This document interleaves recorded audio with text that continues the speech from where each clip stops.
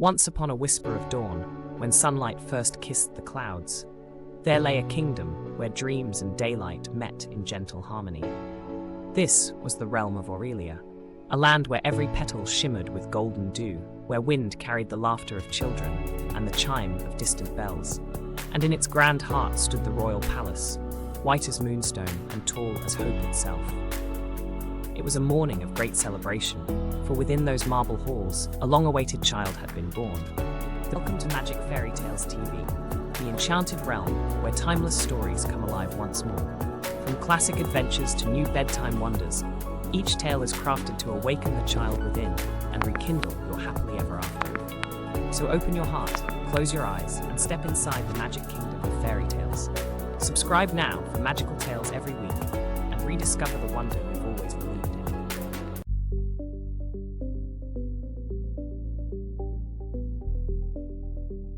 Once upon a time, in a land where dawn lingered a little longer, there stood a kingdom bathed in gold, its towers and terraces glowing as if kissed by the sun itself.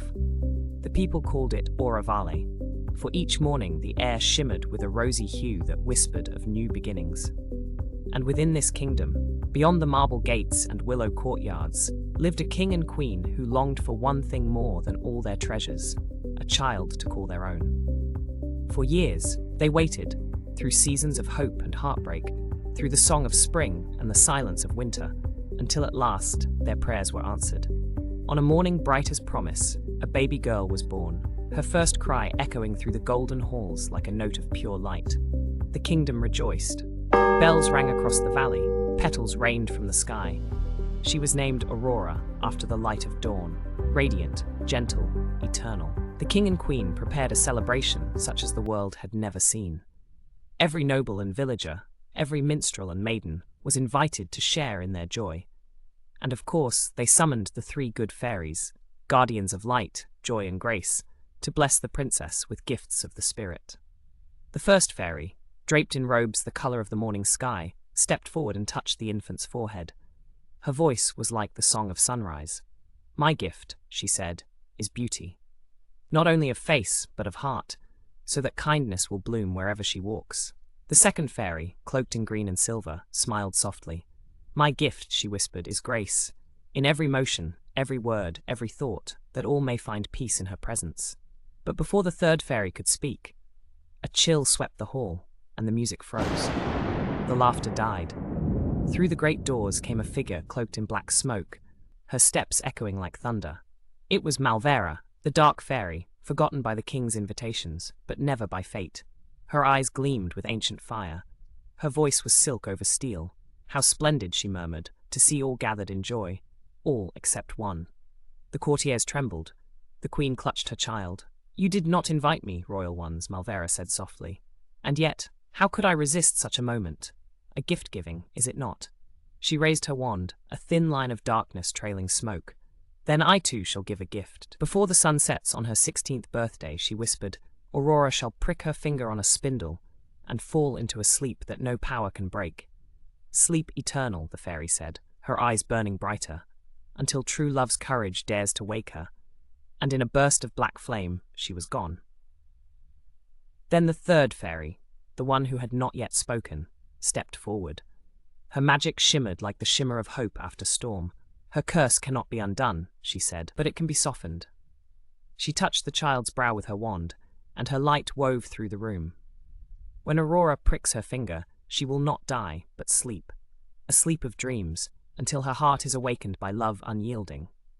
The hall was still. Only the baby's soft breath broke the silence, folded into years, and the tale of the curse became nothing more than a whisper among elders and hearths. Aurora, the princess of dawn, grew in secret far from marble halls, hidden within the forest of time, where sunlight tangled with songbirds and the wind hummed lullabies older than memory. She was raised by three gentle women who lived in a thatched cottage beside a silver stream.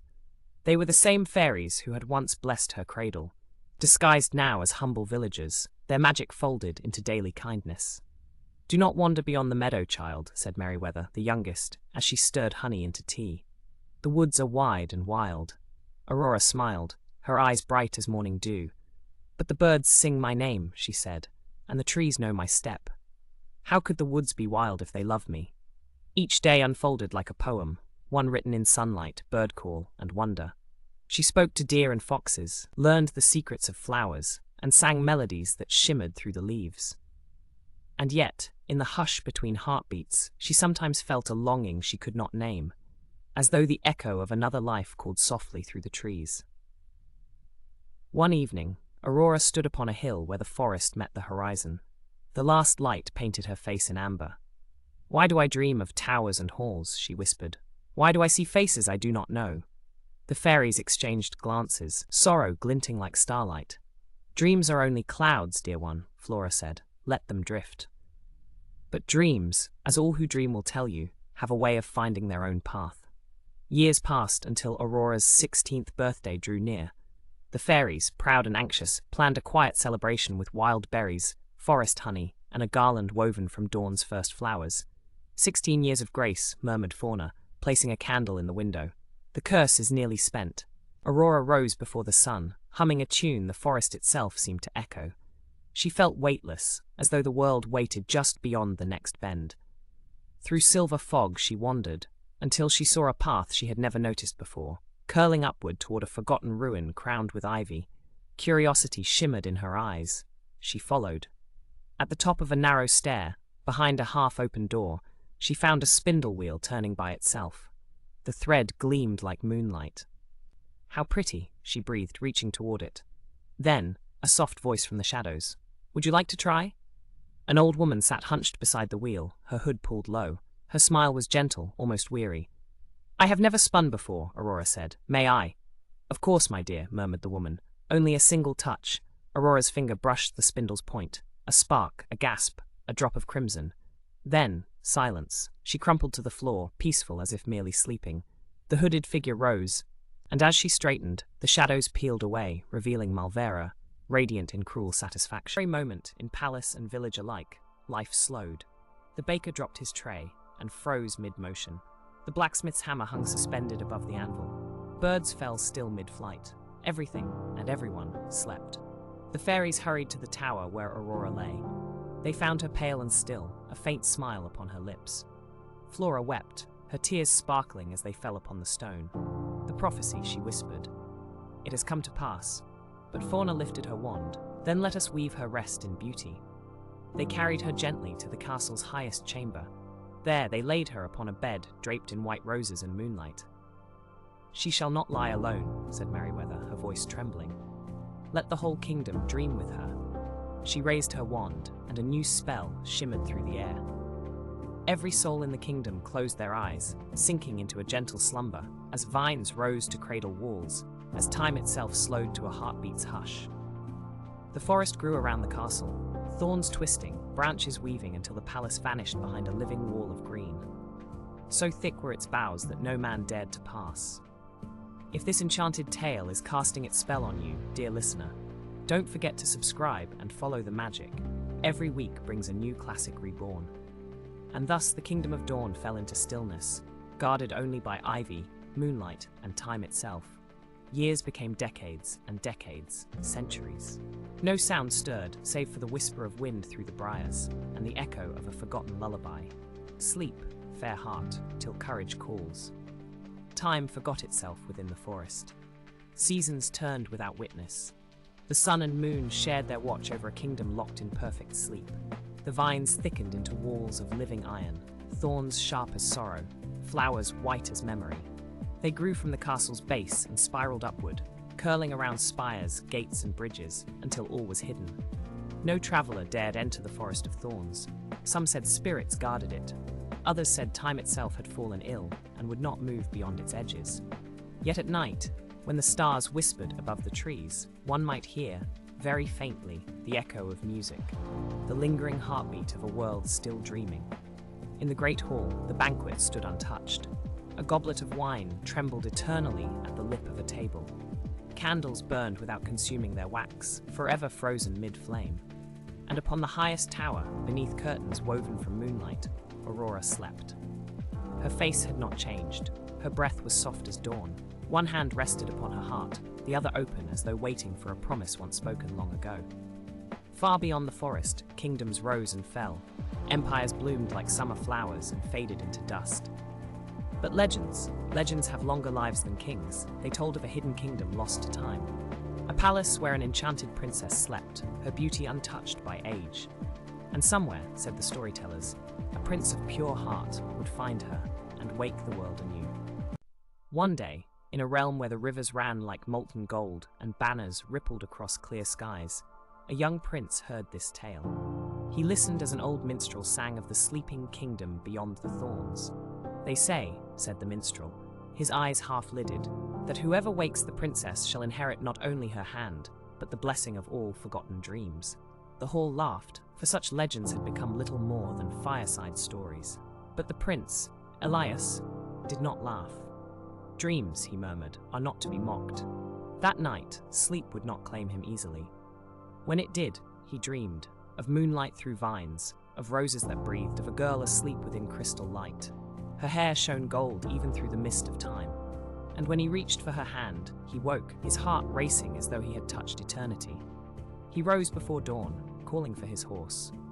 The forest lay many leagues away, but something in him knew the road by heart, as though destiny had already drawn its map upon his soul.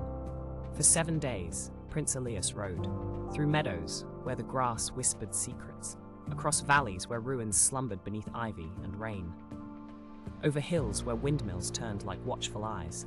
The farther he rode, the quieter the world became.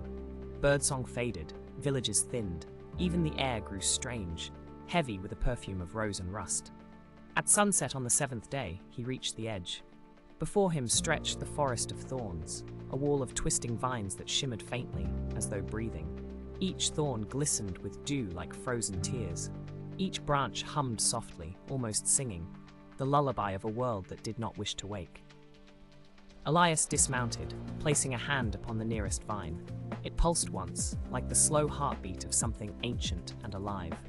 If she sleeps within, he whispered, then so too does hope. He drew his sword, not in battle, but in reverence. Its blade caught the last light of the sun, turning it to gold. Elias pressed forward. Each step brought resistance, vines coiling, thorns biting. Yet each cut of his sword left behind a faint glow, as though light itself answered his courage. The deeper he went, the quieter it grew. The very air shimmered, thick with enchantment and ancient sighs. "Do you not fear me?" a voice murmured through the leaves, neither cruel nor kind. Elias paused, lifting his torch. The vines parted to reveal a figure woven of bark and shadow, the guardian of sleep. Her eyes were green fire. Her voice wind through hollow roots. "Many have come, none have returned." "Then let me be the first," he said quietly. "Not to claim, but to awaken." The forest stilled. Then the guardian's gaze softened. She touched his forehead, and a warmth like sunlight spread through his veins. "If your heart be true," she said, "the thorns will remember mercy." There, at last, stood the castle of legend. Its towers glistened faintly, as though carved from moonlight. Vines framed its gates like fingers of time. And above it all, the whisper of eternity lingered. Elias stepped forward. The gates opened soundlessly. He entered the silent halls, where tapestries hung frozen in air, where servants slept mid-breath, and where the air smelled of roses and dreams. Each step echoed softly, reverent as prayer. At the top of the highest tower, he found her, sleeping, untouched, radiant, Aurora still and serene, as though time itself bowed around her presence. Elias felt the world pause with him. He knelt beside her, every breath trembling. "So this is the dream that called to me," he whispered. He reached out, brushing a strand of golden hair from her face. Her skin was warm, impossibly warm. And in that touch, the centuries shivered. The air trembled. It began as a sigh, barely audible, rising through stone and shadow. The silence that had ruled for 100 years bent, cracked, and breathed. Aurora's hand twitched. The spell faltered, its ancient thread unraveling like silk. The vines beyond the tower shivered. Petals fell like stars through corridors of dust and time. Prince Elias knelt beside her still form, his heart beating like thunder trapped in glass. He had come so far, through forgotten lands and living dreams, not for glory, but for the quiet certainty that love, in its truest form, awakens what the world has silenced. Without another word, he leaned forward and gently, reverently, kissed her brow. The curse shattered. Across the kingdom, eyes opened. Knights awoke where they had fallen. Birds burst from frozen mid-flight, singing wild hymns of dawn. Candles flared to life in every corridor. And the forest, once grey and silent, unfurled in green fire, leaves shimmering as though painted anew by sunlight itself. Aurora's eyes opened. Blue as morning after rain, they blinked softly, and in them, the reflection of a world being reborn. "Where am I?" she whispered. Elias smiled, unsure whether to kneel or to laugh. "Home," he said, "and free." Aurora rose slowly, light surrounding her like a halo. The dust of centuries scattered at her feet. She turned toward the window, saw the forest blooming, the sky breaking open in color.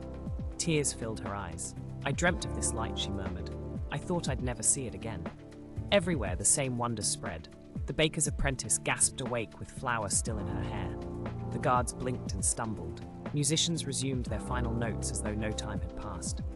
And when they realized what had happened, when the weight of slumber finally lifted, a sound rose through the halls. Not fear, not confusion, but pure joy. Laughter. True, unrestrained, echoing laughter, the first in 100 years. The king and queen, awakened in their chambers, rushed forward, tears shining upon their faces. "My daughter," the queen breathed. "Our light returned." Aurora fell into their arms. And the hall, the same hall that once froze mid-breath, filled again with the heartbeat of family. Even the old spindle lay harmless and rusted in the corner, its curse forgotten, its shadow gone. Soon, word spread beyond the forest, to distant realms, to kingdoms long thought lost. They came, princes, wanderers, villagers, drawn not by rumor, but by the truth of a miracle reborn. The castle opened its gates once more. Feasts filled the air with the perfume of roast and roses. Minstrels sang, children danced, and the river bells chimed from morning till dusk. Aurora moved through her people, not as a princess made of legend, but as one who had walked the long corridor of dreams and returned wiser, kinder, quietly radiant. "I slept through a century," she said softly to Elias, "but perhaps I was only waiting to wake to this." He smiled, offering his hand. "Then let us not waste another minute of forever." They laughed, and together stepped into the light. The curse of shadow had lifted, and with it, a world's long-held breath. In time, the tale would become legend again. Of the prince who sought not conquest, but courage, and the princess whose dream carried the heartbeat of the world. They ruled with grace, and the land flourished in light, its gardens forever blooming with roses that glowed at twilight, the last memory of magic's kiss. And if you ever pass through that forest, you may still see the light through the trees, a glimmer that whispers, "Love does not wake the world, it makes it worth dreaming for." If this story has stirred your heart, tap like, subscribe, and join our Enchanted library for more timeless tales. And so ends this chapter of Sleeping Beauty, Enchanted Princess Bedtime Story. But in every ending lies another beginning, and another dream waiting to awaken. Epilogue. The dream beyond dreams night fell gently over the awakened kingdom.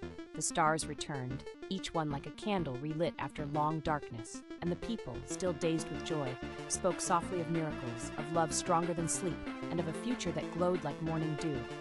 In the royal tower, Aurora sat by the window, her eyes on the horizon. The moonlight brushed her hair like silver rain. "Do you ever wonder," she said quietly, "if there are other stories still asleep out there, waiting for someone to dream them awake?" Prince Elias smiled, gazing at the sky where constellations shimmered like painted tails. "Every story sleeps," he said, "until someone believes in it again." As they watched, the stars above them seemed to shift, one by one forming faint shapes: a glass slipper, a crimson rose, a white apple, a candle flickering beside a pumpkin carriage. Each shimmered for only a moment, then dissolved back into the dark. But the message was clear, that somewhere, beyond the veil of this tale, more worlds awaited. And so it was said, that when Aurora's kingdom dreamed, the dreams themselves reached outward, binding every story, every heart, every spark of imagination into a single woven thread of light, a story that never ends. And somewhere, beyond the edges of that storybook sky, other tales stir. Not the same, but reflections of the same light. New dreams, broken and remade, glowing with the pulse of tomorrow. Because every fairy tale, even the oldest one, is reborn when a new dreamer opens the book. Thank you for watching Sleeping Beauty, Enchanted Princess Bedtime Story. Join us next as the magic evolves in Magic Fairytales Reborn, where old magic meets new dreams. Link below. Subscribe and never stop dreaming. What moment touched you most, her awakening or the dream itself?